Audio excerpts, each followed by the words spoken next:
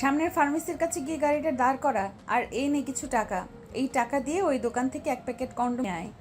নেহা ম্যাডামের এরকম কথা শুনে অবাক হয়ে যায়। পিছনের দিকে তাকিয়ে থাকি ড্যাব ড্যাব করে। তখনই নেহা ম্যাডাম আমাকে ধমকের সুরে বলে, কিরে, কি বলছি তোর কানে যাচ্ছে না?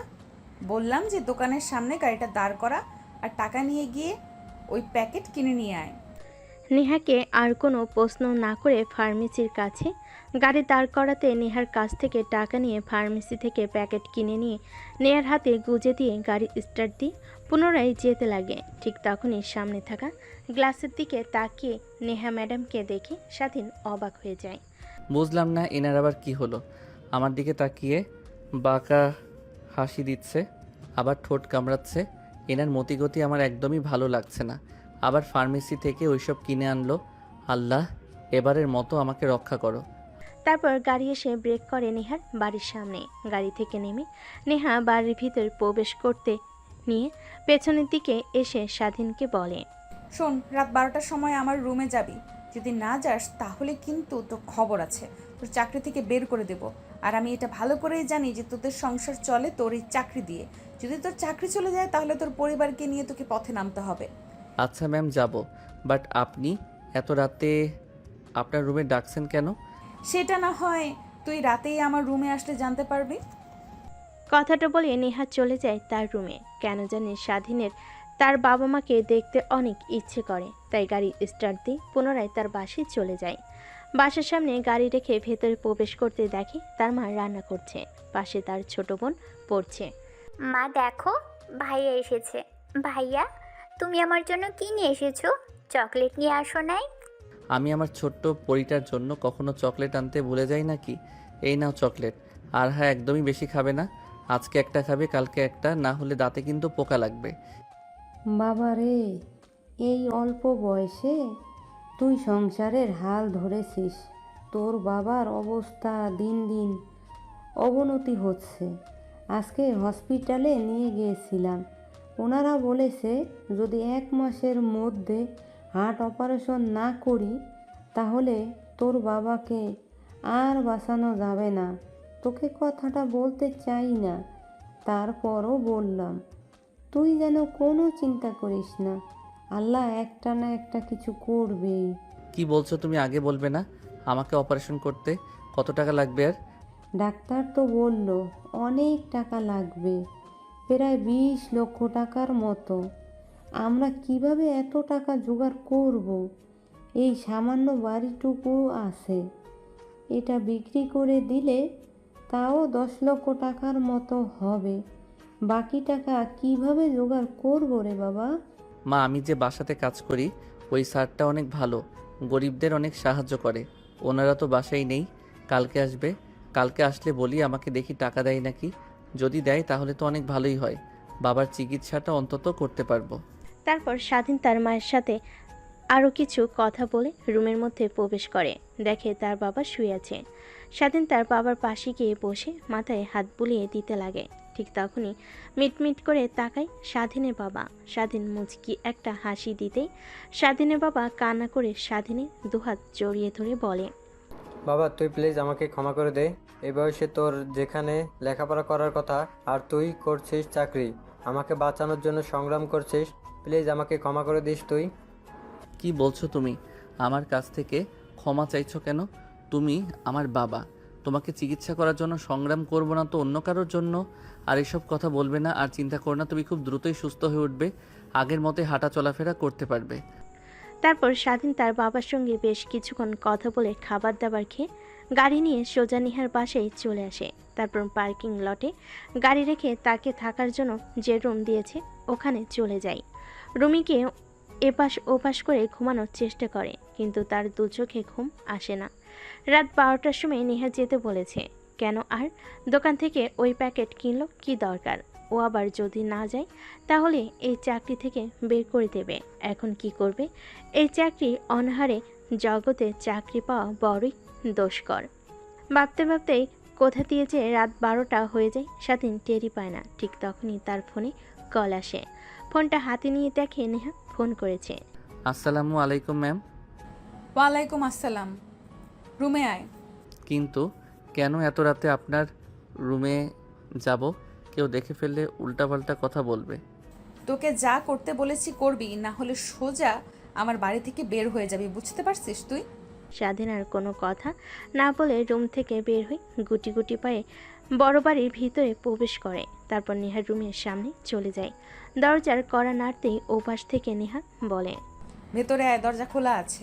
ভিতরে প্রবেশ করে দেখে নেহা নেই। ওয়াশরুম থেকে পানি পড়ার শব্দ আসছে। স্বাধীন বুঝতে পারে নেহা ওয়াশরুমে গিয়েছে। স্বাধীন তাই সেখানেই দাঁড়িয়ে থাকে। প্রায় 5 মিনিট পর নেহা নাইট ড্রেস পরে ওয়াশরুম থেকে বের হয়। স্বাধীন নেহার দিকে তাকিয়ে অন্যদিকে চোখ ফিরিয়ে নেয়। তো নেহার শরীরে পোশাক পরা থেকে না পরাটাই ভালো।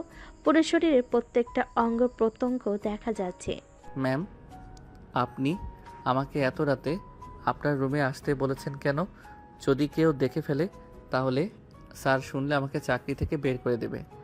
আরে এত ভয় পাচ্ছিস কেন? আসল কাজ তো শুরুই করিনি এখনো। আর চিন্তা করিস না, কেউ বাবা মাকে কিছু বলবে না, সবাই ঘুমিয়ে পড়েছে, শুধু আমি আর তুই বাদে। কথাটা বলেই নেহা স্বাধীনের কাছে চলে আসে। তারপর স্বাধীনের ঠোঁটে নেহা তার আঙ্গুল স্পর্শ করতে লাগে। স্বাধীন রীতিমতো ঘেমে একাকার হয়ে যায়। ম্যাম, এসব কি করছেন? প্লিজ আমাকে ছেড়ে দেন। আপনার মতলব আমার একদমই ভালো লাগছে না। তোকে কি ছেড়ে দেওয়ার জন্য ধরেছি আমি? যা করছি তুই দেখে যা আর রেসপন্স কর, না হলে তোর কিন্তু খবর আছে, এই বলে দিলাম। কথাটা বলে নেহা স্বাধীনের শরীরের বস্নকাতর জায়গাগুলোতে স্পর্শ করতে লাগে। স্বাধীন পুতুলের মতো দাঁড়িয়ে আছে। কিরে, তুই ছেলে মানুষ নাকি অন্য কিছু? আমি এত কিছু করছি তারপরও তোর কোনো রেসপন্সই দেখছি না। আচ্ছা ওয়েট, দরজা লাগিয়ে দিয়ে আসি, না হলে কেউ আবার দেখে ফেলতে পারে। তারপর নেহা কি দরজা লাগিয়ে দিয়ে আসে। স্বাধীন তখনও পুতুলের মতো সেখানে দাঁড়িয়ে থাকে। নেহা এসে স্বাধীনকে পিছন থেকে শক্ত করে জড়িয়ে ধরে ঘাড়ে অনবরত কিস করতে লাগে। ধ্যাৎ, আমি একটা মেয়ে, তোর এত কাছে আসছি আর তোর কোনো রেসপন্স নেই। দেখুন ম্যাম, আমি গরিব ঘরের ছেলে। আপনাদের অনেক টাকা পয়সা আছে, কিন্তু আমাদের টানে সামান্য কিছু টাকার জন্য আপনার বাসায় এসে কাজ করি। আর আপনি আমার সঙ্গে এই কাজ করতে পারেন না। স্যার ম্যাডাম আমাকে অনেক বিশ্বাস করে, আমি তাদের বিশ্বাসের বড় ক্লাবে করতে চাই না। প্লিজ আমাকে ছেড়ে দেন, আমি আমার রুমে যাব। দেখ, একদম না বোঝার মতো কথা বলবি না। মজা তুইও নিলি, আমিও নিলাম, বিনিময়ে তোকে কিছু টাকাও দিলাম, সমস্যা নেই। নেহা টাকার কথা বলতে স্বাধীনে মনে পড়ে যায় তার বাবাকে চিকিৎসা করানোর জন্য অনেক টাকার প্রয়োজন। নেহাকে বলবে নাকি চিন্তা করতে থাকে। এটা দেখে নেহা বলে, কি ভাবছিস? দেখ, কেউ জানতে পারবে না। আমি আর তোর মধ্যে সীমাবদ্ধ হয়ে থাকবে, আর দুইজন অনেক এনজয় করতে পারবো। তোকে বিনিময়ে কিছু টাকাও দেব, তুই টেনশন নিস না। বাবা মা কেউ জানতে পারবে না। প্লিজ ম্যাম, আমাকে যেতে দিন। আমার বাবার চিকিৎসা করানোর জন্য অনেক অনেক টাকা দরকার, তাও আবার 1 মাসের মধ্যে। আমি যেভাবেই পারি টাকা জোগাড় করে আমার বাবার চিকিৎসা করাবই। প্লিজ আমাকে যেতে দেন। কথাটা বলে নেহার কাছ থেকে নিজেকে ছাড়িয়ে নেয় স্বাধীন। তারপর দরজা খুলে বাইরে বের হতে যাবে। ঠিক তখনই পেছন থেকে নেহা শার্টের কলার চেপে ধরে ঝাটকা টান দিতে স্বাধীন তাল সামলাতে না পেরে খাটের উপর গিয়ে পড়ে যায়। নেহা গিয়ে স্বাধীনের উপর বসে পড়ে। 2 হাত দিয়ে স্বাধীনের 2 হাত শক্ত করে ধরে ফেলে। আমার মনে আর দেহে আগুন লাগিয়ে দিয়ে তুই বাহিরে যাবি, তা তো আর হতে দেব না। আমাকে শান্ত করে তবেই যাবি, না হলে তোর খবর আছে। তুই যেহেতু কিছু করবি না, দেখ আমি কি করতে পারি। কথাটা বলে নেহা স্বাধীনের ঠোঁটের সঙ্গে ঠোঁট লাগিয়ে চুষতে লাগে। প্রায় 5 মিনিট পর নেহা স্বাধীনকে ছেড়ে দেয়। নিজেও হাঁপাতে লাগে, স্বাধীনও হাঁপাতে লাগে। তারপর স্বাধীনকে নেহা শক্ত করে জড়িয়ে ধরে বলতে লাগে, তুই কেন বুঝিস না? তোকে আমার খুব দরকার। আচ্ছা ওয়েট, তোর বাবাকে চিকিৎসা করানোর জন্য কত টাকা লাগবে? কেন, আপনি সেটা শুনে কি করবেন? বলতে বলেছি বলবি। এত রাগ দেখাচ্ছিস কাকে তুই? হ্যাঁ, ভুলে যাস না, আমি কিন্তু মারলে কি আর মেয়ে তোকে চাইলে কিন্তু চাকরি থেকে বের করে দিতে পারি। 20 লক্ষ টাকা লাগবে, আর ভাবতেই পারতেছি না কিভাবে এই 1 মাসের মধ্যে 20 লক্ষ টাকা জোগাড় করব। তোর বাবার চিকিৎসা করানোর জন্য যত টাকা লাগবে আমি দেবো, বিনিময়ে তোকে আমার একটা কাজ করে দিতে হবে। নেহার মুখ থেকে এমন কথা শুনে স্বাধীন অবাক হয়ে যায়। নেহার দিকে প্রশ্নবোধক দৃষ্টি নিক্ষেপ করে বলে, আমি আমার বাবাকে বাঁচানোর জন্য যে কোনো কাজ করতে রাজি আছি। আপনি শুধু আমার বাবার চিকিৎসা করানোর জন্য 20 লক্ষ টাকা দিন। আপনি যদি বলেন আমার জীবন আপনাকে দিয়ে দিতে, সেইটাই দিয়ে দিব। তোর জীবন দিতে হবে না, তোর যৌবনটা আমাকে দিলেই চলবে। কথাটা বলে নেহা তার নিজের ঠোঁট কামড়াতে লাগে। স্বাধীন বুঝতে পারে নেহা কি বোঝাতে চাচ্ছে। আচ্ছা ম্যাম, এইসব করা তো একদমই শরীয়ত মোতাবেক হারাম। আর আপনি যেহেতু এত ইচ্ছে, স্যারকে বলুন আপনাকে বিয়ে দিয়ে দিতে। তখন স্বামীর সঙ্গে দিনরাত থাকতে পারবেন। লুকিয়ে লুকিয়ে এইসব করতে হবে না। ধ্যাৎ, তাহলে তো হয়েই গেল। আর একটা ছেলে কখনোই এক নারীতে আসক্ত হতে পারে না। যেরকম এক খাবার দিয়ে কখনোই খাওয়া সম্ভব না, ভিন্ন ভিন্ন দরকার, ঠিক এক এক সময় এক এক ছেলেকে টেস্ট করতে হয়, বুঝলি? আচ্ছা ম্যাডাম, আপনি এত বাজে দেখে তো একদমই ওই রকম মনে হয় না। ড্রিঙ্কস করেন, নেশা করেন, এটা কমন। কিন্তু এইসব আল্লাহ জানে কতটা ছেলের সঙ্গে শুয়েছেন। নেহার স্বাধীনের কথা শুনে কেন জানি ভীষণ রাগ উঠে যায়। নিজের রাগকে আর কন্ট্রোল করতে না পেরে ঠাস ঠাস করে স্বাধীনের গালে 2টা থাপ্পড় বসিয়ে দেয়। তারপর রাগের দৃষ্টিতে কিছুটা স্বাধীনের দিকে ঝুঁকে বলতে লাগে, দেখ, তোর কাছ থেকে কোনো কথা শুনতে আমি রাজি না। তোকে যা বলেছি করবি নাকি সেটা বল। না করলেও আমি জোর করে নিয়েই ছাড়বো। তোকে আমার মনে ধরেছে। আর হ্যাঁ, একটা কথা, তুই প্রথম যে কিনা এই নেহার দেহ ভোগ করবি। ঠিক তখনই স্বাধীনের চোখে ভাসতে লাগে তার বাবার হাসি মাখা মুখটা। স্বাধীন বুঝতে পারে কোনোভাবেই এই মাসের মধ্যে কেন আগামী 10 বছরও 20 লক্ষ টাকা কোনোভাবেই জোগাড় করতে পারবে না।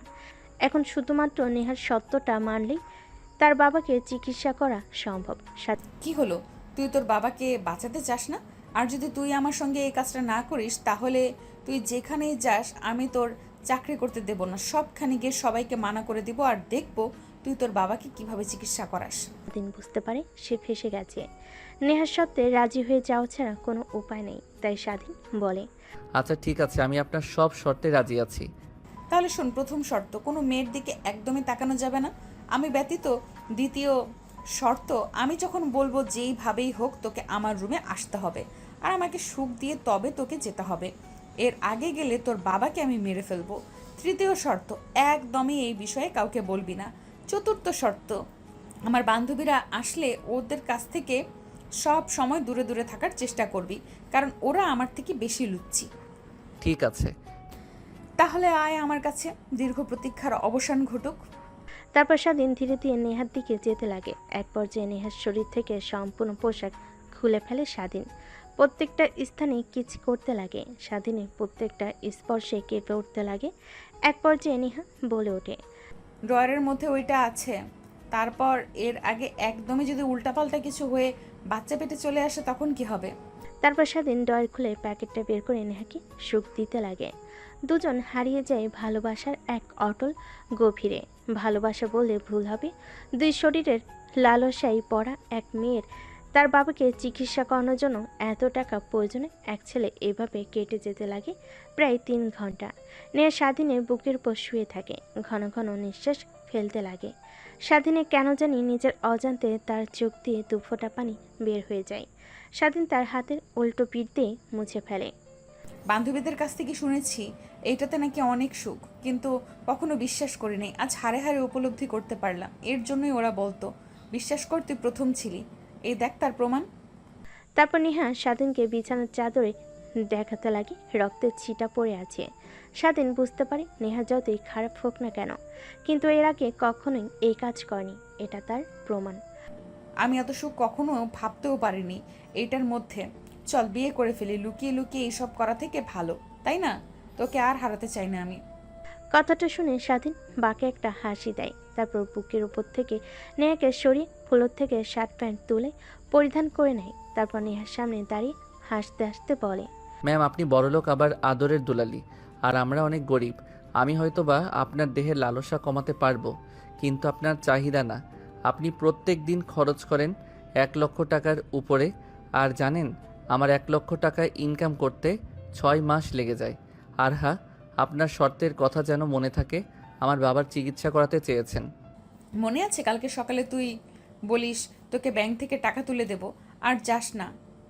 আর একবার চল না। স্বাধীন নেহার আর কোনো কথা না শুনে এক প্রকার দৌড়ে রুম থেকে বের হয়ে যায়। নেহা খাটের উপর শুয়ে থেকে স্বাধীনকে দৌড়ে রুম থেকে বের হয়ে যেতে দেখে হাসতে লাগে।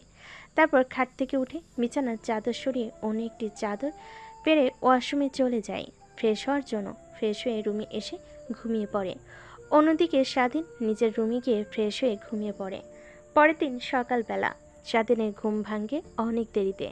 শোয়া থেকে উঠে ব্রাশ হাতে নিয়ে টি শার্ট আর ছোট প্যান্ট পরে বাইরে চলে যায়, গাড়ি ধুতে লাগে। অন্যদিকে নেহা কফির মগ হাতে নিয়ে বেলকনিতে এসে দাঁড়ায়, স্বাধীনের দিকে অপলক দৃষ্টিতে তাকিয়ে থাকে। হঠাৎ স্বাধীনের নজর ওই দিকে যেতেই চোখ সরিয়ে নেয়। গাড়ি পরিষ্কার করে রুমে চলে আসে, ফ্রেশ হয়ে পোশাক পরিবর্তন করে বাইরে গাড়িতে বসে অপেক্ষা করতে লাগে, কারণ একটু পর নেহা কলেজে যাবে। যেই কথা সেই কাজ, নেহা বাহিরে আসে কলেজে যাওয়ার জন্য। আজকে অনেক লেট হয়ে গেল, একটু একটু তাড়াতাড়ি যাবি। ঠিক আছে ম্যাম। তারপর স্বাধীন গাড়ি স্টার্ট দিয়ে যেতে লাগে। নেহার কলেজের দিকে যাবার সময় স্বাধীন অনেকবার ব্যাক গ্লাসে লক্ষ্য করেছে নেহা তার দিকে তাকিয়ে থাকে। কলেজের বাইরে গাড়ি ব্রেক করতে নেহা থেমে যায়। শোন, 2টা ক্লাস করে বাসায় যাব, ভালো লাগছে না আমার। তুই এইখানেই অপেক্ষা করবি, কোথাও যেন না যাস, মনে থাকে যেন। ঠিক আছে ম্যাম। তারপর নেহা কলেজের ভিতর প্রবেশ করে। স্বাধীন সকালে না খাওয়াই অনেক ক্ষুধা লাগে, পাশে থাকা একটা দোকানে গিয়ে কলা পাউরুটি কিনে খেতে লাগে। অন্যদিকে নেহা কলেজে প্রবেশ করতে তার বান্ধবীরা নেহার দিকে এগিয়ে আসে। কিরে, কাজ হয়েছে কি? আর বলিস না, এত ভীতু যা বলার মতো না। হয়তো বা ওর প্রথম দিন ছিল, একটু খুব একটা মজা নিতে পারে নাই, রাখ সেই সকল কথা। চল ক্লাসরুমে যাই। দেখ, তোর আনন্দ ফুর্তি করা শেষ হয়ে গেলে আমাকে দিবি, আমি একদম পার্মানেন্ট করে রাখবো। খুব পছন্দ হয়েছে আমার। তোর বাবার যদি ড্রাইভার প্লাস বডিগার্ড না হতো, তাহলে আমি আমার বাসায় ওকে রেখে দিতাম ড্রাইভার হিসেবে। ওকে বাবা, তোদের কথা মাথায় থাকবে আমার। তারপর নেহার বান্ধবীরা নেহাকে অনেক কথা বলতে লাগে। অন্যদিকে নেহার অনেক রাগ হতে লাগে আর বান্ধবীর কথা শুনে কিন্তু কিছুই বলে না। দেখতে দেখতে 2টা ক্লাস শেষ করে বাইরে চলে আসে। নেহার সব বান্ধবীরা নেহার সামনে বসতে যাবে, এর আগে নেহার আরেকটা বান্ধবী সামনে বসে পড়ে। নেহা বলতে গিয়েও কিছু বলতে পারে না। তারপর স্বাধীনকে রেস্টুরেন্টে যেতে বলে নেহার বান্ধবী। গাড়ির বক্সে গান লাগিয়ে নাচতে লাগে। অন্যদিকে স্বাধীন ড্রাইভিং করছিল মন দিয়ে। ঠিক তখনই পাশ থেকে নেহার বান্ধবী স্বাধীনের পায়ের উপরে অনেকবার হাত রাখে, বারবার স্বাধীন সরিয়ে দিল মানে না। নেহা এইটা দেখে অনেকটা রেগে যায়, কিন্তু কাউকেই কিছু বুঝতে দেয় না। রেস্টুরেন্টের সামনে গিয়ে গাড়ি ব্রেক করতে নেহা আর তার বান্ধবীরা সবাই বের হয়ে খাবার খেতে লাগে। তারপর খাওয়া দাওয়া করে সবাই যে যার বাসায় চলে যায়। নেহাকে নিয়ে স্বাধীন নেহার বাসার দিকে রওনা হয়। রাস্তার মধ্যে স্বাধীন ড্রাইভিং করতে করতে নেহাকে বলে, ম্যাম, সাথী ম্যামকে আর সামনে বসতে দিবেন না। ড্রাইভিং করতে অনেক ডিস্টার্ব করে। উনি শুধু আজকে নয়, পড়ার সময় উনি সামনে বসে আমার পায়ে হাত রাখে, অনেক বাজে বাজে ইশারা করে।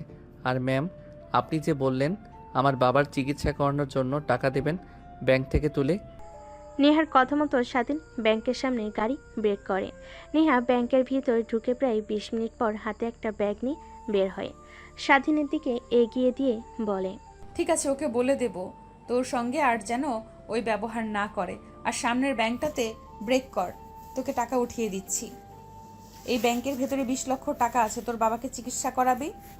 আর শোন একটা কথা, তোকে যে আমি এতগুলো টাকা দিয়েছি কেউ যেন জানতে না পারে। ঠিক আছে ম্যাম, আপনি অনেক বড় উপকার করলেন আমাকে। আচ্ছা ম্যাম, আপনাকে একটা কথা বলি, রাগ না করলে। আচ্ছা বল, রাগ করবো না। আপনি তো পারলেই আমাকে এমনিতে এতগুলো টাকা দিতে পারতেন, তাহলে অযথা অবৈধ সম্পর্ক করার মানে কি ম্যাডাম? দেখেন, আমি টাকা পাওয়ার পর এটা বোঝাতে চাচ্ছি না যে আপনার শর্ত মানতে নারাজ, কিন্তু একটা কথাই বলবো, এই পৃথিবীতে চিরকাল বাঁচবেন না, একদিন না একদিন মরে যেতে হবে। তখন আল্লাহর কাছে গিয়ে কি জবাব দেবেন? স্বাধীনের কথা শেষ না হতেই স্বাধীনের ফোন বেজে ওঠে। মায়ের নাম্বার দেখে নেহার কাছ থেকে পারমিশন নিয়ে রিসিভ করে কানের কাছে ধরতে ওপাশ থেকে কান্নার কণ্ঠ শুনতে পাই। স্বাধীন তড়িঘড়ি করে গাড়ি ব্রেক করে নেহার সিট বেল্ট পরে, তেমন কিছু হয় না। বাবা, কই তুই? তোর বাবা কেমন যেন করছে, বুকে 2 হাত দিয়ে চেপে ধরেছে আর নিঃশ্বাসটি নিতে কষ্ট হচ্ছে তার। প্লিজ বাসায় আয়। আচ্ছা মা, আসছি আমি এখনই। তারপর স্বাধীন অশ্রুসূচক দৃষ্টিতে নেহার দিকে তাকিয়ে বলে, ম্যাম, প্লিজ কিছু মনে করবেন না। আপনি কি হেঁটে বাসায় যেতে পারবেন? আমার বাবা অনেক অসুস্থ, তাকে নিয়ে এখন যদি হাসপাতালে না যাই তাহলে মারা যাবে সে। অনুগ্রহ করে যদি আপনাদের গাড়িটা আমাকে দিতেন তাহলে বাবাকে হাসপাতালে ভর্তি করে আপনার বাড়িতে গাড়ি দিয়ে আসতাম। প্লিজ ম্যাম, না বলবেন না। এই অল্প সময়ের মধ্যে আমি অ্যাম্বুলেন্স কিংবা গাড়ি জোগাড় করতে পারবো না। আরে না, সমস্যা নেই, চল আমিও যাব তোর সঙ্গে তোর বাড়িতে।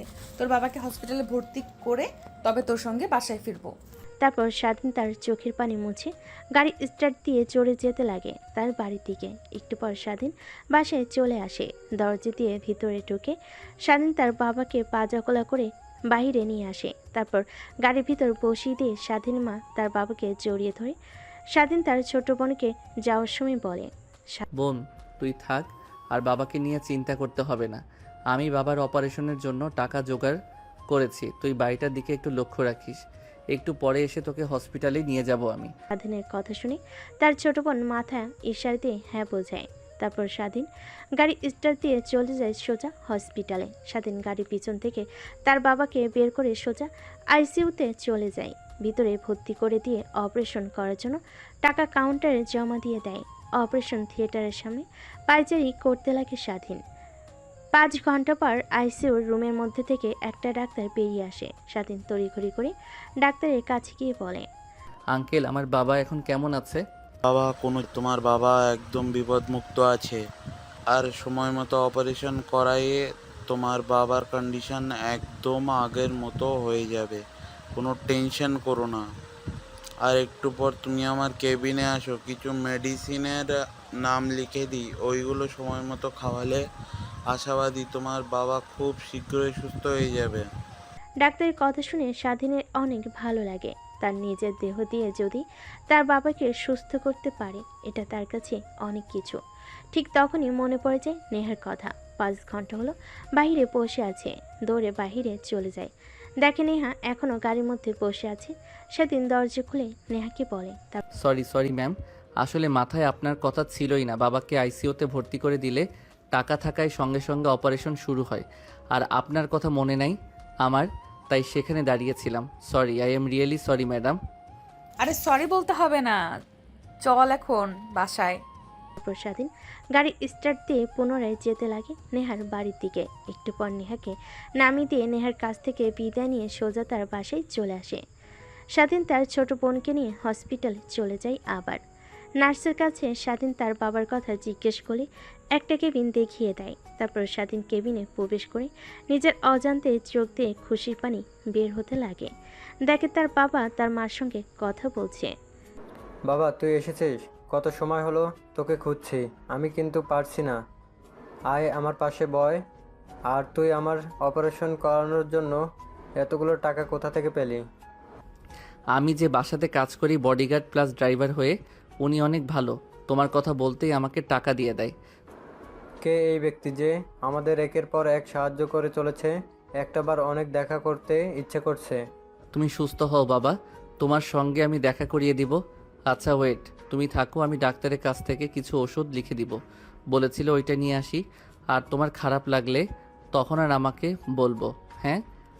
তারপর স্বাধীন রোজা ডাক্তারের কেবিনে চলে যায়। ডাক্তারের কাছ থেকে প্রেসক্রিপশন নিয়ে বাইরে চলে আসে। স্বাধীন তার বাবার জন্য ওষুধ, কিছু ফলমূল আর তাদের খাওয়ার জন্য বিরিয়ানি নিয়ে হসপিটালে আসে। স্বাধীন অনেক দিন পর তার বাবার সঙ্গে মন খুলে গল্প করছে। কতদিন হলো যে এভাবে কথা বলে না। দেখতে দেখতে কোথা দিয়ে যে সময় পেরিয়ে যায় সেদিকে স্বাধীনের কোনো খেয়ালই নেই। রাত যখন প্রায় 9টা, তখন তার ফোন বাজতে লাগে। কেবিন থেকে বের হয়ে ফোনটা হাতে নিয়ে দেখে নেহা ম্যাম ফোন করেছে। স্বাধীন ফোনটা রিসিভ করে বলতে লাগে, আসসালামু আলাইকুম ম্যাম। ওয়ালাইকুম আসসালাম। কোথায় তুই? আর তোর বাবা এখন কেমন আছে? জি ম্যাম, বলবো। এখন অনেকটাই সুস্থ। আর যদি আপনি না থাকতেন তাহলে আমার বাবার চিকিৎসা করাতে পারতাম না। অনেক অনেক ধন্যবাদ ম্যাম আপনাকে। ধন্যবাদ দিতে হবে না, তোকে যা বলেছি শুধু সেই শর্তগুলো মেনে চললেই হবে। ও আচ্ছা, তাহলে আমাকে বাসায় আসতে হবে আপনার। ওয়েট, একটু পর বাবার কাছ থেকে বিদায় নিয়ে আসছি। কথাটা বলে স্বাধীন ফোন রেখে দেয়। নেহা ওই পাশ থেকে হ্যালো হ্যালো বলতে লাগে। নেহার অনেক রাগ হয়, কিন্তু কিছুই বলে না। একটাবার আগে আসুক, তারপর ওর ব্যবস্থা করবে, এসবই ভাবছে বেলকনিতে দাঁড়িয়ে। কফির মগ হাতে নিয়ে আকাশের দিকে তাকিয়ে স্বাধীন কেবিনে প্রবেশ করে। তার বাবা মার সঙ্গে আরও কিছুক্ষণ আড্ডা দিয়ে বিদায় নিয়ে বাহিরে চলে আসে। তারপর স্বাধীন গাড়ি নিয়ে হাসপাতাল থেকে বের হয়ে সোজা নেহার পাশে চলে আসে। পার্কিং লটে গাড়ি রেখে স্বাধীন তার রুমে যায় ফ্রেশ হওয়ার জন্য। ফ্রেশ হয়ে পোশাক পরিবর্তন করে অপেক্ষা করতে লাগে রাত 12টা হবার। 12টা বাজার সঙ্গে সঙ্গে স্বাধীন মেন দরজা দিয়ে ভেতরে প্রবেশ করে। তারপর সোজা নেহার রুমের সামনে চলে যায়। দরজায় কড়া নাড়তেই দরজা খুলে যায়। স্বাধীন আর অনুমতি না নিয়ে ভিতরে প্রবেশ করে। দরজা লাগিয়ে যে পিছনে ফিরবে অমনি নেহা স্বাধীনকে ঠাস ঠাস করে 2টা থাপ্পড় লাগিয়ে দেয়। এই জন্যই তোর মতো ছোট লোকের বাচ্চাদের মাথায় তুলতে চাইনি। সামান্য ছাড় দিছি আর মাথায় উঠে বসছিস, তাই না? আমার অনুমতি না নিয়ে তুই রুমে প্রবেশ করলি কেন? আর তোর সাহস কি করে হয় আমার কথা শেষ না হতেই ফোন রেখে যাস? কি ভাবছিস তুই? তোর সঙ্গে ভালো ব্যবহার করছি দেখে তুই পার পেয়ে যাবি? না মানে ম্যাম সরি, তখন ওইভাবে কথা বলার জন্য আর অনুমতি না নিয়ে আসার জন্য। হয়েছে, এখন আর তোর কোনো কথাই শুনতে চাচ্ছি না। আমি রুম থেকে বের হয়ে চলে যা। স্বাধীন মাটির দিকে তাকিয়েছিল, হঠাৎ নেহার দিকে তাকিয়ে দেখে ওই দিনের মতো পাতলা নাইট ড্রেস পরে আছে। ভিতরে সব কিছুই দেখা যাচ্ছে। কেন জানে স্বাধীনের অনেক লোভ হতে লাগলো। ধীরে ধীরে স্বাধীন নেশার ঘরে তলিয়ে যেতে লাগলো, যে নেশা নারীর। এই কুত্তার বাচ্চা, কি বলছি তোর কানে যাচ্ছে না? তোকে রুম থেকে চলে যেতে বলেছি, আবার আমার দিকে এইভাবে তাকিয়ে আছিস তুই? আমার কেনা গোলাম, এখন থেকে তোকে যখন যা বলবো তাই করবি, আমার পারমিশন মতো চলবি। তোকে কি ফোন করে আসতে বলেছি আমি? তুই আমার রুমে এসেছিস। নেহার কথাগুলো যেন স্বাধীনের কান অব্দি পৌঁছালো না। অবলোক দৃষ্টিতে তাকিয়ে থাকে নেহার দিকে। নেহা খানিকটা ভয় পেয়ে যায় স্বাধীনের তাকানো দেখে। স্বাধীনের কাছে এসে ঠাস ঠাস করে থাপ্পড় দিয়ে বলে, কি বলছি তোকে, তুই শুনতে পারছিস না নাকি? রুম থেকে বের হয়ে যা। নেহার কাছ থেকে থাপ্পড় পেয়ে নেহার কাছ থেকে থাপ্পড় খেয়ে স্বাধীন আরও রাগ উঠতে লাগে। তারপর সেখানে আর না দাঁড়িয়ে দরজার দিকে আসতে লাগে। দরজার কাছে এসে দরজা লাগিয়ে দেয়, কিন্তু সেটা বাড়ি থেকে না, ভেতর থেকে। নেহা গিয়ে সোফায় বসে পড়ে। সামনের দিকে তাকাতেই অবাক হয়ে যায়। কিরে, তোকে কি বললাম তোর কানে যায়নি? বললাম রুম থেকে চলে যা, এখনো দাঁড়িয়ে আছিস আবার আমার দিকে তাকিয়ে আছিস। নেহা অনবরত স্বাধীনকে উল্টাপাল্টা কথা বলেই চলেছে, কিন্তু স্বাধীন নেহার কথায় কোনো পাত্তা দেয় না। তারপর নেহার দিকে গুটি গুটি পায়ে এগিয়ে আসতে লাগে। নেহা এটা দেখে খানিকটা ভয় পেয়ে যায়। ধীরে ধীরে নেহার যত কাছে আসে স্বাধীন তত কিছু করতে লাগে। এক পর্যায়ে দেওয়ালের সাথে পিঠ ঠেকে যায়। দেখ, একদম ভালো করছিস না তুই, কিন্তু তোকে এই পৃথিবী থেকে চিরতরে মুছে ফেলবো যদি আমার দিকে আর একবারও আসছিস। কেন ম্যাম? আপনার তো শরীরের অনেক ভালো খিদা মিটিয়ে দিচ্ছি। নেহা কোনো কিছু বুঝতে না পেরে পাশে থাকা টি টেবিলের উপরে থাকা ল্যাম্পপোস্টটা স্বাধীনের দিকে ছুঁড়ে মারে। স্বাধীন হাত দিয়ে ধরে ফ্লোরে রেখে দেয়। অনবরত নেহার দিকে এগিয়ে যেতে লাগে। এক পর্যায়ে নেহার কাছে এসে স্বাধীন নেহার দুহাত শক্ত করে মুখ বন্ধ করে নেয়। দেখ, তুই কিন্তু তোর লিমিট ক্রস করছিস, ভালো হবে না কিন্তু, এই বলে দিলাম। ছেড়ে দে আমাকে, না হলে তোর বাবাকে, তোর পরিবারকে আর তোকে মেরে ফেলবো কিন্তু আমি। আমার ভালো রূপ দেখেছিস, কিন্তু ভয়ঙ্কর রূপ দেখিসনি। নেহার কথার কোনো জবাব না দিয়ে স্বাধীন অনবরত নেহার শরীরে স্পর্শ করতে লাগে। স্বাধীনের প্রত্যেকটা স্পর্শে নেহা কেমন যেন শিহরণ হতে লাগলো। এক পর্যায়ে স্বাধীন নেহাকে কিস করতে লাগে। প্রথমে নেহা বাধা দিলেও পরে নেহার বাধা দেয় না, স্বাধীনের সঙ্গে রেসপন্স করে। তারপর নেহাকে খাটের উপর ফেলে দেয়। নেহার শরীর থেকে এক এক করে পোশাক খুলতে লাগে। আজ স্বাধীনের দিকে তাকিয়ে ভাবতে লাগে, এর আবার কি হলো যে কিনা আমার কথার উপরে কখনো কথা বলেনি, যখন যা করতে বলেছি তাই করেছে। আজ এই ভয়ঙ্কর রূপ ধারণ করেছে, এর হাত থেকে বাঁচা তো দুষ্কর হয়ে যাবে। এমন কি করে ফেলেছি আমি ওকে? তারপর স্বাধীন ও নেহাকে শক্ত করে জড়িয়ে ধরে নিমিষেই দুজন হারিয়ে যায় ভালোবাসার এক অতল গভীরে। প্রথমে নেহা বাধা দিলেও পরবর্তীতে আর বাধা দেয় না। পরের দিন সকালবেলা নেহা নিজেকে আবিষ্কার করে স্বাধীনের বুকে। নেহার কেন যেন অনেক ভালো লাগা কাজ করে। শোয়া থেকে না উঠে স্বাধীনকে শক্ত করে জড়িয়ে ধরে আবার ঘুমিয়ে পড়ে। অন্যদিকে স্বাধীনের ঘুম ভাঙতে নেহাকে তার শরীর ওপর থেকে সরিয়ে স্বাধীন সোজা তার রুমে চলে আসে আর ভাবতে লাগে, দেখ, কালকে আমার কি হয়েছিল নেহা ম্যামের সঙ্গে একদমই কাজটা ঠিক করা হয়নি। ও নিজের রাগী ওনার পারমিশন না নিয়ে ওনার সঙ্গে জোর জবরদস্তি করেছি। উনি যদি আমার কিংবা আমার পরিবারের কোনো ক্ষতি করে তখন কি হবে?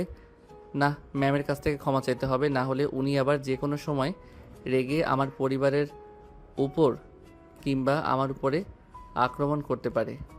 তারপর স্বাধীন ওয়াশরুমে চলে যায়, ফ্রেশ হয়ে গোসল করে বাইরে চলে আসে। বাইরে এসে গাড়ি পরিষ্কার করতে লাগে। প্রত্যেক দিনে নাই নেহা কফির মগ নিয়ে বাইরে এসে দাঁড়িয়ে স্বাধীনের দিকে তাকিয়ে থাকে। অবশ্য এই তাকিয়ে থাকায় নেহাকে স্বাধীনের প্রতি দুর্বল করে তুলেছে। স্বাধীন দেখেও না দেখার ভান করে গাড়ি পরিষ্কার করতে লাগে। তারপর রুমে গিয়ে ফ্রেশ হয়ে সোজা নেহার রুমের সামনে গিয়ে দরজা কড়া নাড়তে লাগে। নেহা দরজা খুলে স্বাধীনকে দেখতে পেয়ে খানিকটা অবাক হয়ে যায়।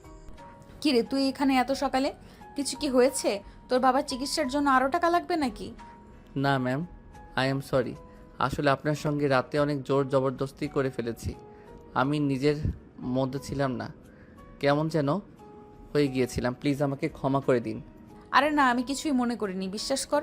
প্রথম দিনের থেকে তুই আমার সঙ্গে জোর করে যে করেছিস, ওই দিন আরও বেশি মজা পেয়েছি, তাই তো কিছু মনে করিনি। আর একটু পর আমি বের হব, আমার এক বান্ধবীর বাসায় যাব। আমাকে নামিয়ে দিয়ে তুই তোর বাবার কাছে চলে যাস। অবশ্য কালকে তোকে ওইভাবে কথাটা না বললেও পারতাম। তোর জায়গায় আমি থাকলে ঠিক একই কাজ করতাম। তারপর নেহার কাছ থেকে স্বাধীন নিচে চলে আসে, গাড়িতে বসে অপেক্ষা করতে লাগে। নেহার আসার প্রায় 5 মিনিট পর নেহা এসে গাড়িতে উঠে পড়ে। তারপর স্বাধীনকে অ্যাড্রেস বলতে সেই দিকে যেতে লাগে। অবশ্য নেহার সব বান্ধবীদের বাসা স্বাধীনের চেনা আছে। এক পর্যায়ে নেহার দেওয়া অ্যাড্রেস অনুযায়ী স্বাধীন গিয়ে গাড়ি দাঁড় করায়।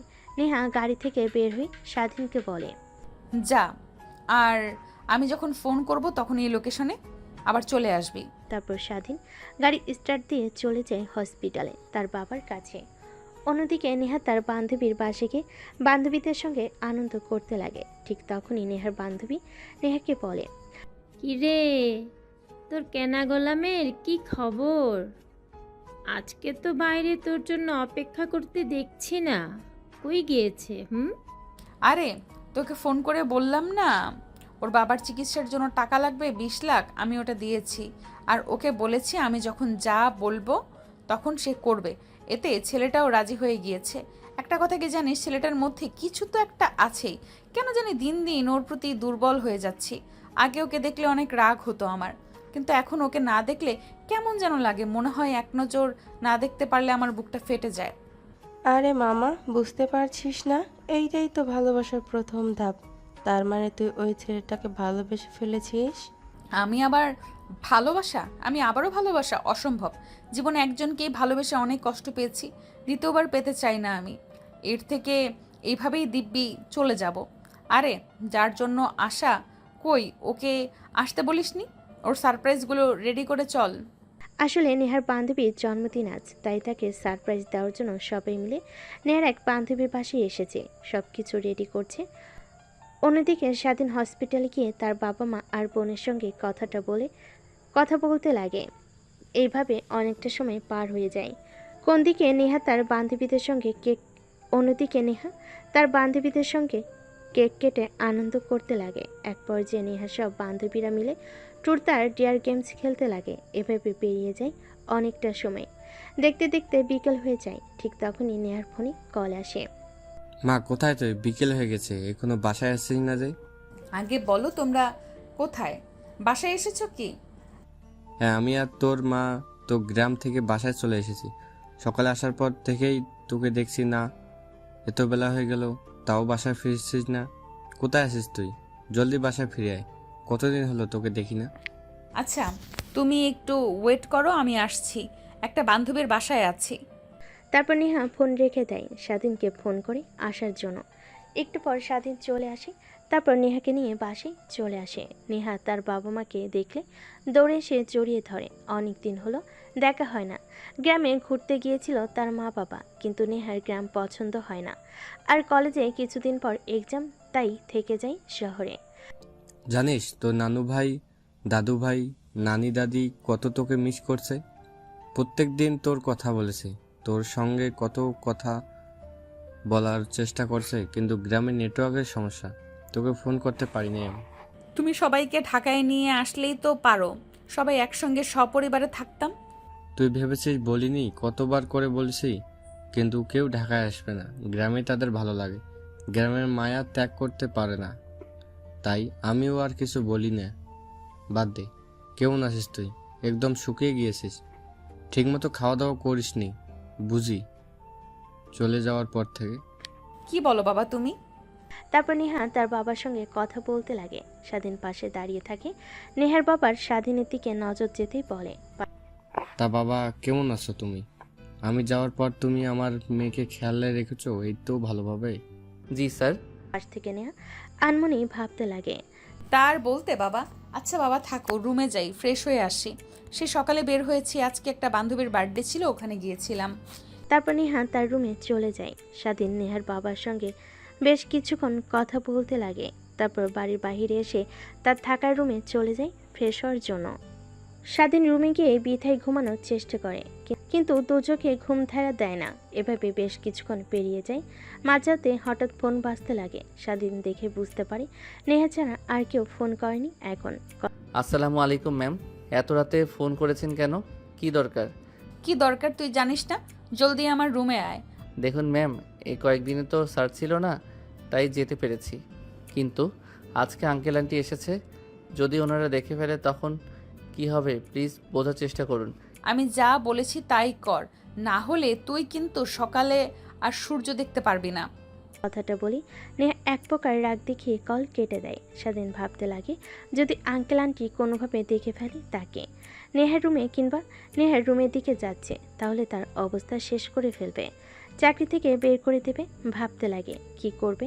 বাইরে এসে নেহার রুমে বারান্দার কাছে এসে দেখে পাইপ।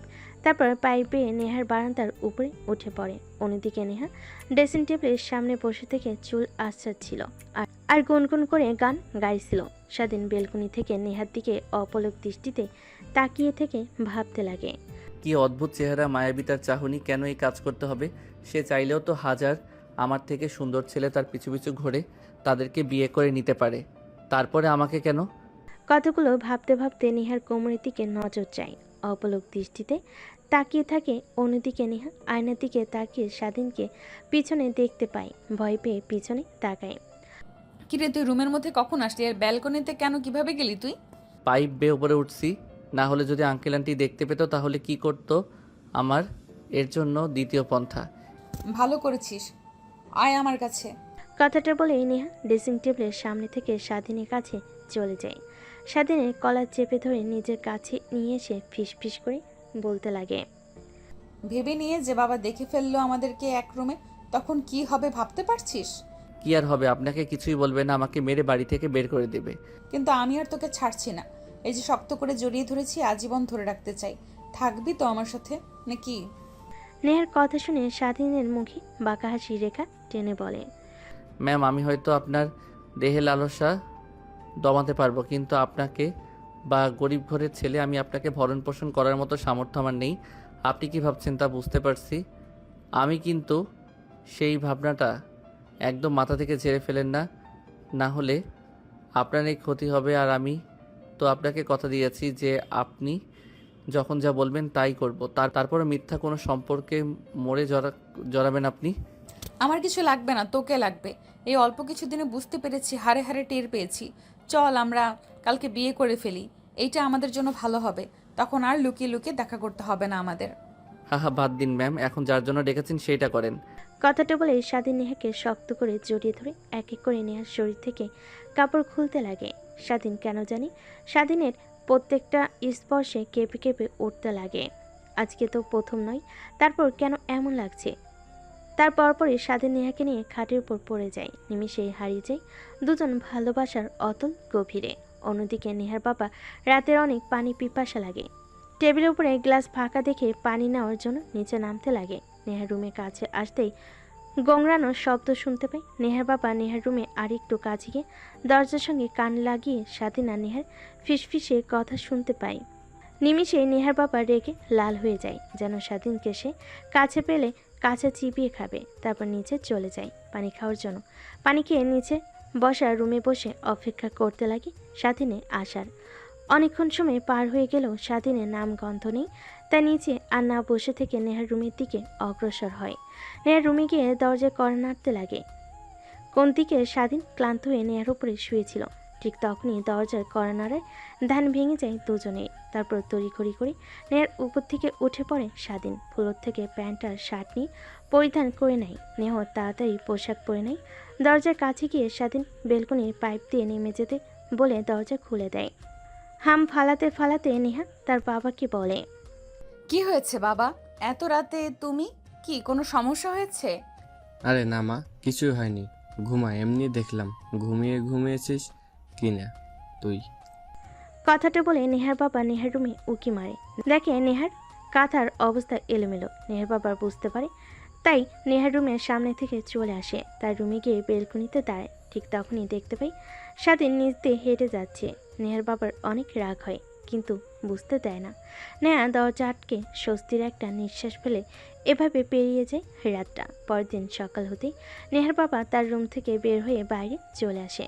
স্বাধীন গাড়ি পরিষ্কার করছিল। ঠিক তখনই পাশ থেকে নেহার বাবা পত্রিকা হাতে নিয়ে পড়তে পড়তে স্বাধীনকে উদ্দেশ্য করে বলে, একটা জিনিস কি, আমি ছোট থেকে কখনো কাউকে অবহেলা করিনি, সবাইকে ভালোবেসেছি।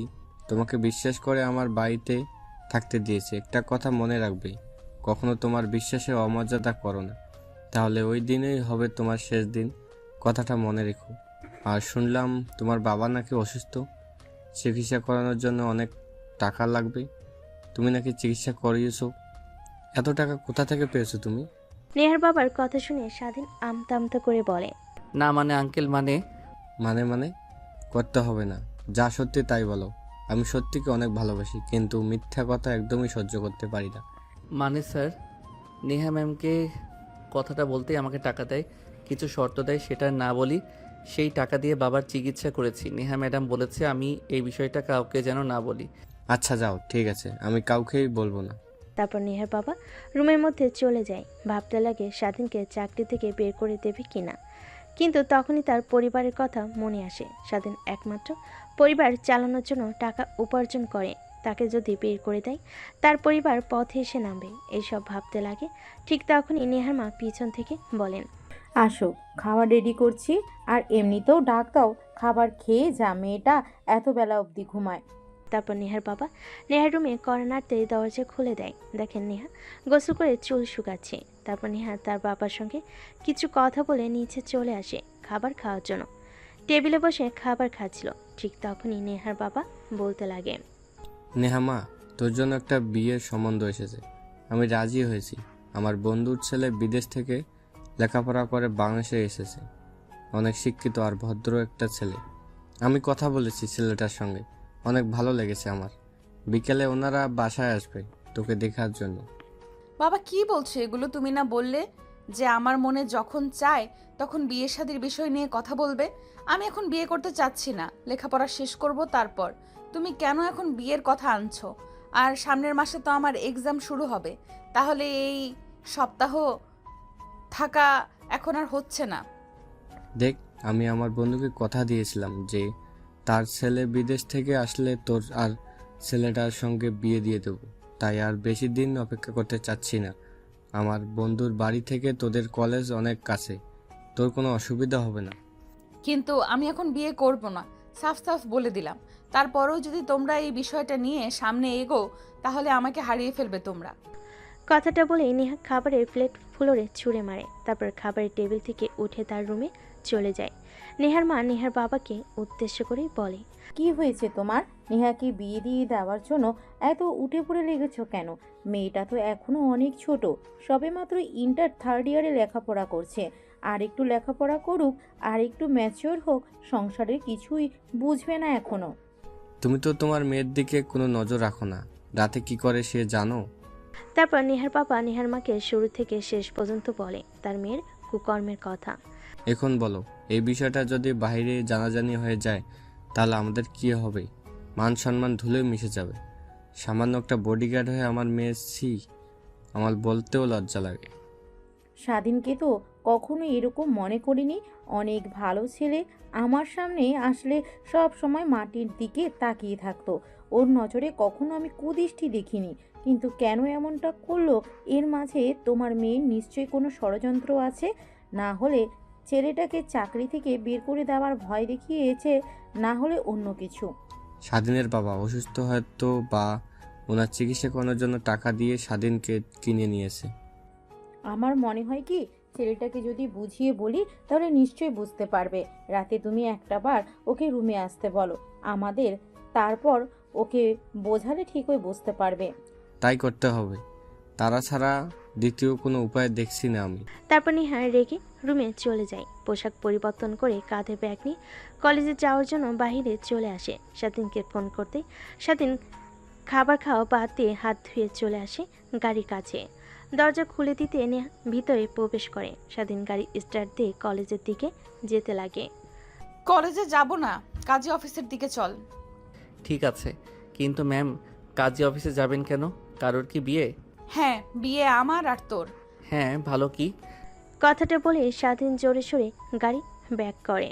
নেহা তার হাত দিয়ে কপাল বাঁচিয়ে নেয়। স্বাধীন পিছনের দিকে তাকিয়ে বলে, ম্যাম কি বলছেন এসব? মাথা ঠিক আছে আপনার? আমি সামান্য একটা ছেলে আর আপনি মালিকের মেয়ে। এই সম্পর্কটা কখনো মানার নয়। আর আঙ্কেল আন্টি শুনতে পারলে অনেক কষ্ট পাবে, তারা প্লিজ না। আজ পর্যন্ত আমি যা চেয়েছি তাই পেয়েছি। তুই জানিস আমার বিয়ে ঠিক করেছে বাবা তার বন্ধুর ছেলের সঙ্গে। আমি তোকে ছাড়া অন্য কাউকে বিয়ে করতে পারবো না। তুই আমার প্রথম, তো তুই আমার শেষ। ম্যাম এখন আপনি আবেগের মধ্যে আছেন, যখন আবেগ ফুরিয়ে যাবে তখন আবার ঠিক হয়ে যাবেন। আমি বলি কি, এই বিষয়টা নিয়ে এখন না ভাবাই উচিত। চলেন বাসায় যাই, বাসায় গিয়ে আপনি রেস্ট নেন, তারপর না হয় ভেবে নিয়েন। ভাবা ভাবি শেষ। তোকে যা করতে বলেছি তাই করবি। কাজী অফিসে যাবি, আমাকে বিয়ে করবি।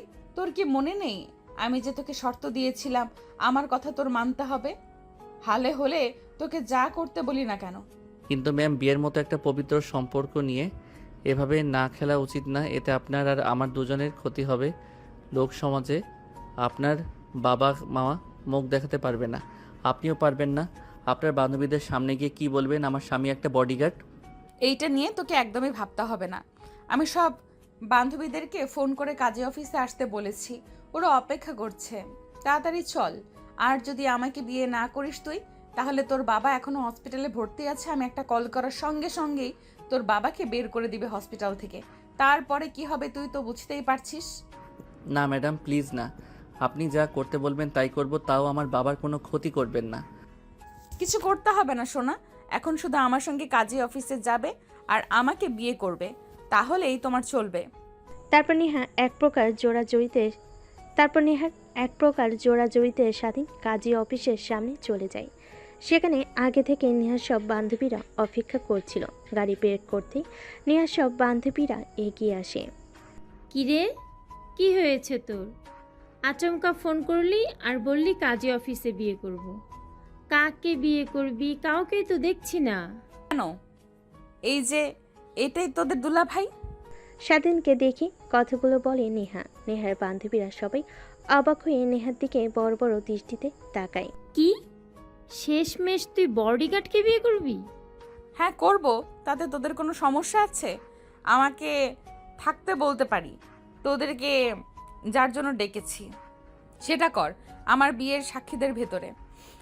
তারপর নেহা স্বাধীনের হাত ধরে কাজী অফিসের মধ্যে চলে যায়। নেহার বান্ধবীরা নেহার পিছন পিছন কাজী অফিসে প্রবেশ করে। তারপর বিয়ের কার্যক্রম শেষ করে স্বাধীনকে কবুল বলতে বলে কবুল বলে না। নেহা স্বাধীনের দিকে তাকাতেই কবুল বলে ফেলে। এইভাবে বিয়ের কাজকর্ম শেষ হয়ে যায়। নেহার বান্ধবীরা বাহিরে দাঁড়ায়। তারপর নেহার বান্ধবী নেহাকে বলে, বিয়ে তো করলি, নে ঠিক আছে, এবার আমাদের ট্রিট দে। চল রেস্টুরেন্টে চল, তোদেরকে মন ভরে আজকে খাওয়াবো। তারপর এক এক করে সবাই গাড়িতে উঠে বসে। সাথীর সামনে বসতে গেলে নেহাকে পিছনে বসতে বলে নেহা গিয়ে সামনেই বসে পড়ে স্বাধীনের কাছে। তারপর সোজা রেস্টুরেন্টে চলে আসে। এক এক করে সবাই নেমে রেস্টুরেন্টের মধ্যে ঢুকে যায়। স্বাধীন গাড়িতে বসে থাকে। নেহা এটা দেখে রেগে স্বাধীনকে গাড়ির ভেতর থেকে কলার চেপে ধরে বের করে নিয়ে আসে। কিরে, তোকে ইশারা দিয়ে বললাম না আয়, তারপরেও তুই এখানে বসে আছিস কেন? আপনারা যান ম্যাডাম, আমি যে কি করব, এর থেকে বাহিরে গাড়ির মধ্যে বসে অপেক্ষা করি। যান, আপনারা গিয়ে আনন্দ করেন। নেহা স্বাধীনের কথা শুনে অনেক রাগ হয়। ঠাস ঠাস করে দুইটা থাপ্পড় লাগিয়ে দিয়ে বলে, ভুলে যাস না এখন তুই আমার কিন্তু স্বামী। আগে ছিলি বডিগার্ড, কিন্তু এখন পুরোটাই ভিন্ন। সব সময় আমার সঙ্গে থাকবে। আর আজ থেকে ম্যাম একদমই বলবি না, নাম ধরে কিংবা বউ বলে ডাকবি। আমি পারবো না আপনাকে নাম ধরে ডাকতে, ম্যাম বলে ডাকবো। তোর যা ইচ্ছা তাই বলে ডাকিস, এখন চল আমাদের সঙ্গে। তারপর নেহা স্বাধীনের এক হাত জড়িয়ে ধরে রেস্টুরেন্টের ভিতর প্রবেশ করে। নেহার বান্ধবীরা সবাই বসে খাবার অর্ডার দিয়ে ফেলে। তারপর সবাই একসঙ্গে খাবার খেয়ে অনেক আনন্দ করে। তারপর নেহার বান্ধবীরা নেহাকে বিদায় জানিয়ে চলে যায়। গাড়িতে উঠে পড়ে। স্বাধীন উঠে পড়ে, স্টার্ট দিয়ে বাড়ির দিকে যেতে যাবে। ঠিক তখনই নেহা বলে, চল তোর বাবাকে দেখতে যাব, এখনো তো হসপিটালে দেখে আসা হয়নি। আর কেউ বলে আসি আপনার ছেলে বিয়ে করেছে। যা হয়েছে আমাদের দুজনের মধ্যেই সীমাবদ্ধ থাক না, এটা বাহিরে জানানোর কোনো দরকার নেই। আর আমার বাবা মা জানতে পারলে অনেক কষ্ট পাবে। তারা তাদেরকে না জানিয়ে বিয়ে করেছি, আর আঙ্কেল আন্টি জানলে তো আমাকে জ্যান্ত পুঁতে রাখবে। তোকে কি বলেছে? আমি তোকে কি বলেছি মনে নেই? এই যে হাত ধরেছি, মরতে হলে একসঙ্গে মরবো, কখনোই এই হাত ছাড়ছি না। কথাটা বলে নেহা স্বাধীনের হাত ধরে আঙ্গুলের মধ্যে মুষ্টিবদ্ধ করে নেয়। তারপর স্বাধীন এক হাতে আলতো করে একটা চুম্বন দেয়। স্বাধীনে কেন জানি অনেক ভালো লাগা কাজ করে, কিন্তু তা প্রকাশ করে না। নেহার কাছ থেকে হাত ছাড়িয়ে গাড়ি স্টার্ট দিয়ে হাসপাতালের দিকে যেতে লাগে। অবশ্য দেখতে ইচ্ছে করছিল, ঠিক তখনই নেহা তার মনের কথা বলে ফেলে। একটু পর হাসপাতালে চলে আসে। নেহা বাড়ি থেকে কিছু ফুডস কিনে নেয়। তারপর স্বাধীনের বাবার কেবিনে গিয়ে দেখেন স্বাধীনের মা আর বোন বসে তার বাবার সঙ্গে কথা বলছে। স্বাধীন গিয়ে পাশে বসে পড়ে, নেহাকে একটা চেয়ারতে বসার জন্য। বাবা তুই এসেছিস, তোর কথা অনেক মনে পড়ছিল। আমার ফোন করব, কিন্তু তোর মা বলে ফোন বাসায় রেখে এসেছে। দেখো তুমি মনে করেছো আর আমি চলে এসেছি, এখন কেমন লাগছে? হ্যাঁ অনেক ভালো লাগছে। আমার ডাক্তার বলেছে কালকে আমাদের রিলিজ করে দিবে, বাসায় যেতে পারবো আর আমি আগের মতো হাঁটাচলা করতে পারবো। বাবা আমার চিকিৎসার জন্য তুই এত টাকা কোথা থেকে জোগাড় করলি? তোকে অনেক হার্ডওয়ার্ক করতে হয় তাই না? আরে না বাবা, এটা দেখছেন ম্যাডাম, তিনি আমাকে টাকা দিয়েছেন তোমার চিকিৎসা করানোর জন্য। আর অনেক ভালো, আমারে যেই বাসায় কাজ করি ওই বাসার মালকিনের মেয়ে। আর আপনার ছেলের বউ? কি? হ্যাঁ মা, আপনার ছেলে আমাকে বিয়ে করেছে আপনাদেরকে না জানিয়ে। এরকম কথা বলবে এখানে কখনো ভাবতেও পায়নি স্বাধীন। তারপর নেহাকে এক হাত ধরে কেবিনের বাইরে নিয়ে আসে। তারপর উচ্চস্বরে বলতে লাগে, আপনাকে কি বললাম শুনতে পাননি? বললাম না আমার মা বাবার সামনে গিয়ে কখনো এইসব কথা বলবেন না। ভুল হয়েছে, আপনার কাছ থেকে টাকা নিয়ে আমার বাবাকে চিকিৎসা করিও। এর থেকে আমার বাবা যদি মারা যেত ভালো হতো। আমার বাবা অপারেশন করেছে, হার্টের সমস্যা। যদি আবার কিছু হয় তাহলে আপনার খবর আছে। তুমি আমাকে এইভাবে কথা বলতে পারলে? তোমার স্ত্রীকে রেগে কথা বলতে পারলে? যাও, তোমার সঙ্গে আর কোনো কথা নেই আমার। তারপর নেহা স্বাধীনকে রাগ দেখিয়ে স্বাধীনের সামনে থেকে হসপিটালের বাইরে চলে আসে। স্বাধীন কেবিনে প্রবেশ করে স্বাধীনের মা আর তার বাবা তার দিকে অগ্নি দৃষ্টিতে তাকিয়ে থাকে। বিশ্বাস করো বাবা মা, উনি যা বলছেন একদমই মিথ্যা কথা। সব সময় ফান করে তো, তাই তোমাদের সঙ্গে দুষ্টামি করেছে। উনি আমার মালকিনের মেয়ে, উনি কখনো আমাকে বিয়ে করতে পারে? তাহলে মেয়েটাকে এইভাবে হাত ধরে বাহিরে নিয়ে গেলে কেন? আর কোথায় চলে গেলে? নাকি ভিতরে নিয়ে আয়? ধন্যবাদ বলতে হবে তো, বাবাকে এতগুলো টাকা চিকিৎসার জন্য দিয়েছে সে। অন্য আরেকদিন বলো, আমি বাসায় নিয়ে গেলে তখন। এখন যেতে হবে, ফোন করেছে আঙ্কেল। আর কালকে আমি এসে তোমাদেরকে নিয়ে বাসায় রেখে আসবো। তারপর স্বাধীন তার মা বাবার কাছ থেকে বিদায় নিয়ে চলে আসে হসপিটালের বাইরে। এসে দেখে নেহা রাগ করে গাড়িতে বসে আছে। স্বাধীন গাড়ি স্টার্ট দিয়ে যেতে লাগে। পিছন থেকে নেহা ভাবতে লাগে, এ কাকে বিয়ে করলাম? স্ত্রী রাগ ভাঙাতে পারে না। তারপর স্বাধীন গাড়ি চালাতে চালাতে বলতে লাগে, জানি না ম্যাম কিসের জন্য আমাকে বিয়ে করেছেন, কিন্তু কখনোই আমার কাছ থেকে স্বামীর অধিকার আশা করবেন না। হ্যাঁ, এটা আশা করতে পারেন আপনার শারীরিক চাহিদা পূরণ করতে পারবো, কিন্তু কখনো স্বামীর যে ভালোবাসা ওইটা কখনো আমার কাছ থেকে পাবেন না আপনি। কেন জানি স্বাধীনের বলা কথাগুলো নেহার বুকে তীরের মতো বেঁধে, কিন্তু স্বাধীনকে কিছু বলতে দেয় না। মন মরা হয়ে যায় স্বাধীনের কথা শুনে। একটু পর গাড়ি এসে ব্রেক করে বাড়ির সামনে। গাড়ি থেকে নেমে সোজা রুমে চলে যায়। দরজা লাগিয়ে দিয়ে কান্না করতে লাগে। জীবনে কখনো কাউকে ভালোবাসলাম না, এত ছেলে আমার পেছনে ঘুরলো, কখনো কাউকে পাত্তাও দিলাম না, শেষমেশ এমন একজনকে ভালোবাসলাম যে কিনা কখনো আমাকে মেনে নিতে পারবে না।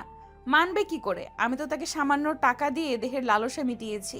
অনেক বাজে মেয়ে, আমাকে হিসেবে সে চেনে, কখনো স্ত্রী হিসেবে মানতে পারবে না।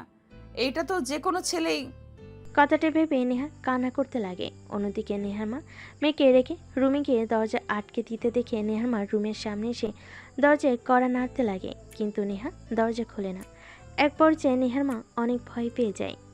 তারপর নেহার বাবার কাছে গিয়ে বলে, নেহা এই যে শুনছো, নেহা রুমে এসে দরজা লাগিয়ে দিয়েছে। এত ডাকাডাকি করছি কিন্তু দরজা খুলছে না। কি হয়েছে তুমি একটু আবার দেখো তো। নেহার বাবা কথাটা শুনে অনেক ভয় পেয়ে যায়, দৌড়ে নেহার রুমের সামনে চলে যায়, দরজায় কড়া নাড়তে লাগে।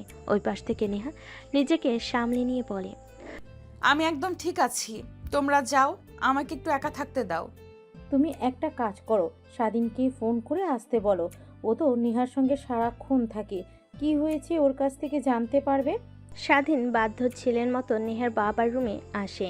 নেহার বাবা ও স্বাধীনের কাছে এসে বলে, দেখো বাবা, তোমাকে আমার ছেলের মতো মানে, তোমাকে চাকরি দিয়েছে, তোমার দুর্দশা দেখে আমার তোমার কথা শুনে এবং তোমাকে দেখে এখনো আমার অনেক ভালো লাগে। তুমি মনোযোগ দিয়ে কাজ করো। কি করি বলো? নেহার কি হয়েছে? রুমে এসে কান্না করছে কেন? স্যার, আপনাদেরকে সব কথা বলবো, প্লিজ আমাকে চাকরি থেকে বের করে দিবেন না, তাহলে আমার পরিবারের না খেতে পেয়ে মারা যাবে। আর আমি নেহা ম্যামের কাছ থেকে দূরে দূরে থাকবো, উনাকে ডিভোর্স দিয়ে দিব। স্বাধীনের কাছ থেকে এরকম কথা শুনে নেহার বাবা মা অবাক হয়ে যায়। তারপর স্বাধীন নেহার বাবা মাকে শুরু থেকে শেষ পর্যন্ত বলে তাদের বিয়ের বিষয়। নেহার বাবা মা দুজনে অবাক হয়ে যায়। তারপর স্বাধীন রুম থেকে চলে যায়। তারপর নেহার বাবা মা আর দুজনে দুজনের মধ্যে কথা বলতে লাগে। তোমাকে বলেছিলাম না, তোমার মেয়ে নিশ্চয়ই স্বাধীনকে কোনো না কোনো চক করে ফেলেছে, না হলে ছেলেটা কখনোই এই কাজ করতো না। দেখেছো, আমার কথা সত্যি হলো। আর আমি বলি কি, তুমি ওদের সম্পর্কটা মেনে নাও, না হলে অনেক ভালো। আর আমাদের তো টাকা পয়সার কোনো অভাব নেই, একমাত্র মেয়ের সুখ মানে আমাদেরও সুখ, কি বলো? তারপর নেহার বাবা ভাবতে লাগে, নেহার মায়ের বলা কথাগুলো ঠিকই তো বলেছে, ছেলেটা অনেক ভালো, যতটুকু সে চেনে। তারপর সে রাজি হয়ে যায় স্বাধীনকে ডেকে নিয়ে এসে। দেখো বাবা, তোমরা যা করছো একদম ঠিক করো নাই। তারপরেও আমি আর তোমার আন্টি তোমাদের সম্পর্কটা মেনে নিয়েছি। এখন তুমি আমার মেয়েকে কীভাবে রাগ ভাঙাবে আর আমার মেয়েকে নিয়ে সুখে থাকবে? তুমি জানো না? তুমি জানো? হ্যাঁ, আরেকটি কথা, আমার মেয়েকে কখনো যেন দুধ খেয়ে থাকতে না দেখে, তাহলে তোমার কিন্তু খবর আছে। স্বাধীন কথাটা শুনে অবাক হয়ে যায়। নেহার মা বাবাকে সালাম করে। তারপর নেহার মা আর বাবার সঙ্গে কিছু কথা বলে নেহার রুমের সামনে চলে আসে। দরজায় কড়া নাড়তে লাগে, কিন্তু নেহা দরজা খোলে না। স্বাধীন নেহাকে ডাকতে লাগে, দরজা খুলে দিতে বলে। তুই এসেছিস কেন? আমি তো বাজে মেয়ে, আমি তো স্ত্রী হওয়ার যোগ্য না, অনেক খারাপ মেয়ে, তারপরও আবার আমাকে ডাকতে এসেছিস? যা এখান থেকে। নেহা আর কোনো কথা বলতে না দিয়ে নেহাকে সরিয়ে রুমের মধ্যে প্রবেশ করে। সেদিন দরজা আটকে দিয়ে নেহার দিকে বাঁকা দৃষ্টিতে তাকায়। এটা দেখে নেহা অবাক হয়ে যায়। স্বাধীনকে দেখে রেগে বলতে লাগে, দেখ, আমি কিন্তু চিৎকার দেব, বাবা মা কিন্তু নিচে বসে আছে, ওনারা যদি শুনতে পায় আর তোকে যদি দেখে আমার রুমে, তাহলে তোকে মেরে ফেলবে। তুই যা, রুম থেকে বের হ। ওনারাই তোমার কাছে পাঠিয়েছে আমাকে। মানে? নেহাকে আর কোনো কথা বলতে না দিয়ে স্বাধীন নেহাকে শক্ত করে জড়িয়ে ধরে তারপর ঠোঁটের সঙ্গে ঠোঁট লাগিয়ে চুষতে লাগে। প্রায় 5 মিনিট পর নেহাকে নিয়ে খাটের উপর পড়ে যায়। নেহা স্বাধীনের বুকের উপর থেকে মাথা তুলে বলে, ড্যাব ড্যাব করে তাকিয়ে থাকে। এটা দেখে স্বাধীন বলতে লাগে, আঙ্কেল আন্টিকে সব কথা বলে দিয়েছি, তারা প্রথমে অনেক রাগ হয়, হয়তোবা পরবর্তীতে তারা আমাদের সম্পর্কটা মেনে নেয়। আর আরেকটি কথা, তোমাকে অনেক অনেক ভালোবাসি সেই প্রথম থেকেই, কিন্তু কখনো বলতে পারিনি। আমার আর তোমার সম্পর্কের মধ্যে অনেকটা তফাৎ ছিল, কিন্তু এখন বলতে আর কোনো তফাৎ নেই। তার মানে তুমি আমাকে ভালোবাসতে, তাহলে প্রকাশ করনি কেন? ওই যে দুইজনের মধ্যে শক্ত একটা প্রাচীর ছিল, তাই কিছু বলতে পারিনি। তা এখন আমার বাবুর মায়ের কি রাগ ভাঙছে? না, ভাঙেনি। বাবুর মায়ের বাবু লাগবে, যত দ্রুত পারো বাবুর মাকে বাবু এনে দাও। কথাটা বলে স্বাধীনের বুকের মাঝে আর নেহা মুখ লুকায়। উপর থেকে জড়িয়ে ধরে হারিয়ে যায় ভালোবাসার এক অতল গভীরে, যেখানে তারা বাবু প্রস্তুত করছে। আর জানতে হবে না আপনাদের, বিয়ে করেন তারপর জানতে পারবেন।